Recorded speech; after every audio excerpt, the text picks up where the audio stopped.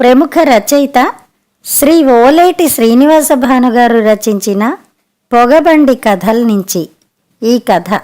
ఈ పొగబండి కథలు 2008లో నవ్య వారపత్రికలో ధారావాహికగా ప్రచురితమయ్యాయి. ఆయన మీకు తెలీదు. నాగరాజుకి పాము చెవులు లేవు గాని ఎక్స్రే కళ్ళున్నాయి. ఆదిశేషుడు కూడా అలా చూడలేడన్నమాట. టికెట్ లేని ప్రయాణికుల్ని ఇలా పసిగడతాడు, అలా పట్టుకుంటాడు. అనా పైసలతో జరిమానా వసూలు కావలసిందే. భల్లూకంలా వదలడు. నక్షత్రకుడిలా వేలాడతాడు. అలా నాగరాజు వసూలు చేసిన ప్రతి పైసాకి లెక్కలుంటాయి, రసీదులుంటాయి. లొసుగులు రహస్యాలు చస్తే ఉండవు. నాగరాజుకి చకచకా ప్రమోషన్లు రాలేదు గాని ప్రశంసలు చాలా వచ్చాయి. స్క్వాడ్ టీసీగా అధికారులు విధించిన టార్గెట్ల కన్నా అధికంగానే వసూలు చేస్తాడన్న మంచి రిమార్కులు అతని సర్వీస్ రికార్డుల్లో ఉన్నాయి.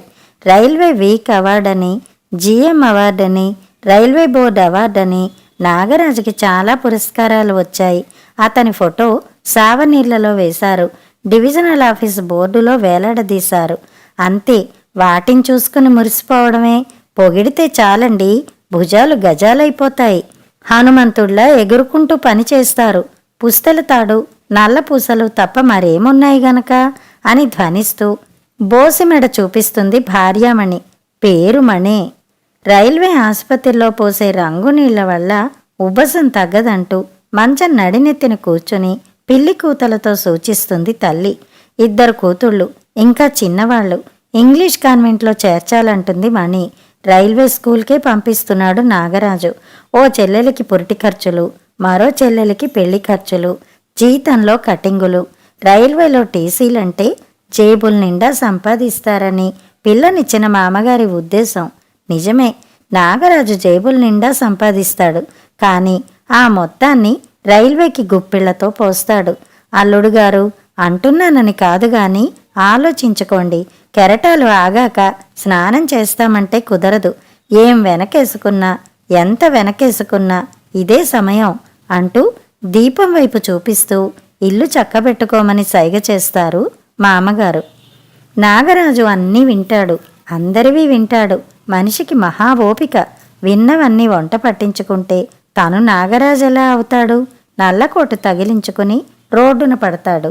ఆ సమయానికి ఏ బండి ఉంటే ఆ బండి పట్టుకుని టికెట్ లేని ప్రయాణికుల వేటలో పడతాడు. వెంబడిస్తూ పోతాడు. అదిగో ఆ రాత్రి 10 గంటల వేళ ఓ పాసింజర్ మీద అలాగే పడ్డాడు. పండగ సెలవులు. ఏ బండి చూసినా జనాలే. చలి విపరీతంగా ఉంది. నాగరాజు మఫ్లర్ చుట్టుకుని జనరల్ కంపార్ట్మెంట్లు చుట్టబెడుతున్నాడు. కేసులు దొరుకుతున్నాయి. సీట్ల కింద దాగున్నవాళ్ళు, దొడ్లో బోల్టులు పెట్టుకుని దాటేద్దామనుకున్న వాళ్ళు, హాఫ్ టికెట్లు చూపించి వయసు దాచేద్దామనుకున్న వాళ్ళు, మా బాబుకి పళ్ళే రాలేదు, మాట్లాడడమే తెలీదు అంటూ ఎదిగిన పిల్లలకి టికెట్లు తీసుకొని తల్లులు, ఇలా రకరకాల కేసులు. దయలేదు, దాక్షిణ్యం లేదు. ముక్కు పిండి వసూలు చేశాడు నాగరాజు. ఆ పరంపరలో కిటికీ దగ్గర కనిపించారు ఆ ఇద్దరు. ఒక ఆవిడ ఒకప్పుడు పార్వతీదేవిలా ఉండేదేమో, కానీ ఇప్పుడు శబరిలా ఉంది. బోసి మెడ, పండు జుట్టు, పళ్ళు కూడా ఉన్న వాటికన్నా రాలిపోయినవే ఎక్కువ. పక్కనే 16 ఏళ్ల కుర్రాడు, బోడిగుండు, చెవికి పోగులు. గట్టిగా గాలి వీస్తే కిటికీలోంచి ఎగిరిపోయేలా ఉన్నాడు.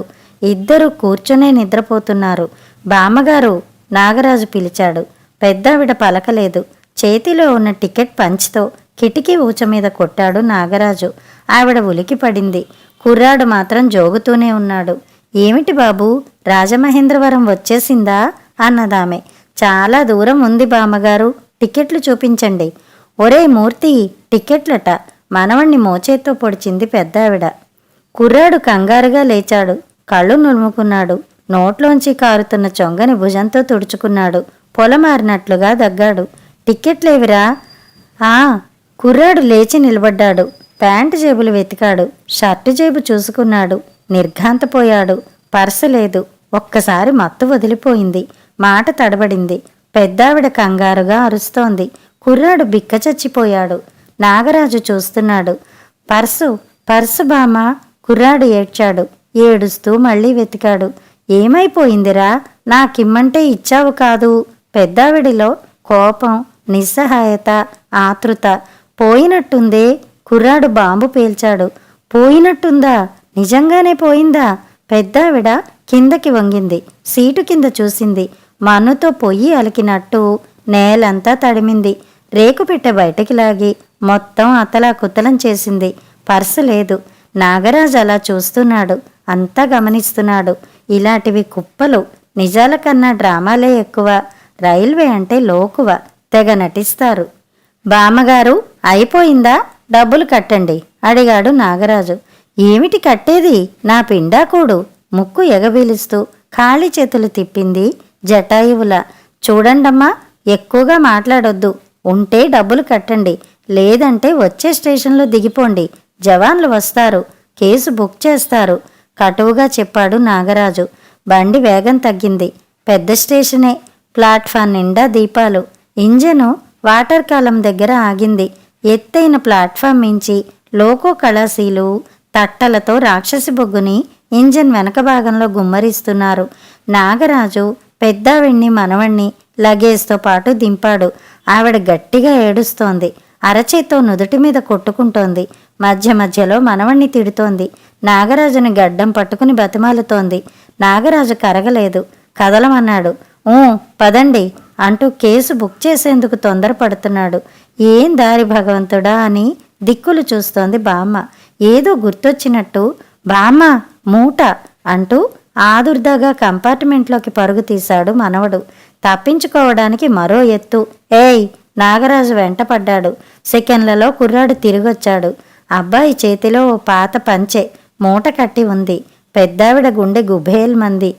ఎంత ఘోరం జరిగిపోనురా! బతికించావు, పర్సు పారేసుకున్నావు. ముష్టి ఎత్తుకుంటే డబ్బులు దొరుకుతాయి, కానీ ఈ మూట ఇది పారేసుకుంటే మీ నాన్న అస్థికల్ని ఎక్కడి నుంచి తేగలం బాబు? గోదాట్లో కలిపేదెలా నాయనా అంటూ మనవణ్ణి వాటేసుకుని చనిపోయిన కొడుకుని తలుచుకుని వైనాలుగా ఏడ్చింది పెద్దావిడ. నాగరాజు ఆగాడు. అడుగు వెయ్యలేకపోయాడు. కళ్ళు తడిబారాయన్న సంగతే అతనికి తెలీదు. అక్కడికక్కడ అప్పటికప్పుడు కోటు జేబులోంచి ఈఎఫ్టీ బుక్ తీశాడు. కార్బన్లు సరిచేశాడు. రాజమండ్రి వరకు 2 టిక్కెట్లు పెనాల్టీతో పాటు రాసి గోదావరిలో అస్థికల నిమజ్జనం ఖర్చు కోసం కొంత డబ్బును కూడా టిక్కెట్ల మధ్య ఉంచి పెద్దావిడి చేతిలో పెట్టాడు. ఇద్దరిని రైలు ఎక్కించి తన ప్రైవేట్ క్యాష్లోంచి ఆ మొత్తం ఖర్చును భరించాడు. నాగరాజుకి నెల జీతంతో పాటు ట్రావెలింగ్ అలవెన్స్ కూడా లభిస్తుంది. అందులో చాలా భాగం ఇలాగే ఖర్చయిపోతుంది. ఇంట్లో అవసరాలు వాయిదా పడుతూనే ఉంటాయి. పట్టాల్ని నమ్ముకున్న బతుకులు సర్దుకుపోతూనే ఉంటాయి. నాగరాజుకి మహా ఓపిక. కథ సమాప్తం.